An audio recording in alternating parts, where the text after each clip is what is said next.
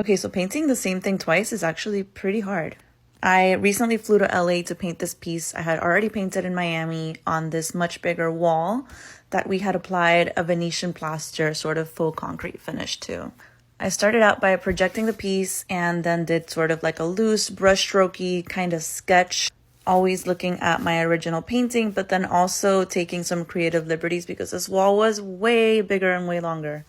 It actually turned the corner, as you can see, which ended up being really cool. With these strokes, I was mainly just concerned with figuring out the flow of the hair, and then I went back and did a washy sort of underpainting, which helped out so much when I actually got to start detailing.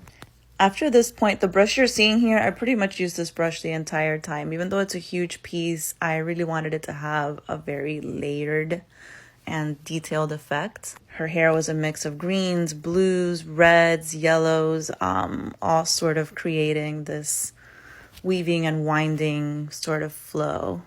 I got lost in this part. It took me the longest.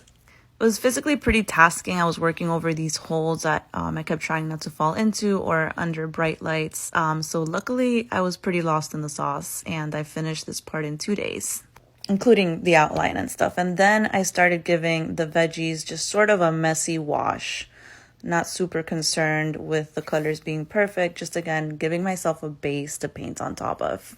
This is the part that I was most afraid of, the face, and it turned out to be super chill. So then I started detailing my vegetables. Once the face was done, I was in this point where like anything I did just made the piece look better. It can be a really fun part of a painting to be in, but also a really dangerous one because like you never know when to stop. But I kept detailing my vegetables, adding more and more details, trying not to fall into the holes. And I just sort of worked section by section depending on what I could reach with the scaffold. Both pieces also have blue highlights, which is one of my favorite parts. This piece took me about 4 days. We had another one to paint outside. I was beat, but here she is. I think this one, despite being bigger, is softer and has more movement than the original. I also love the extra pieces that just sort of trickle out of her hair in certain sections, especially the end. And it was just cool to see how my skills had improved. I had no idea. Here she is in her environment, and thanks for watching.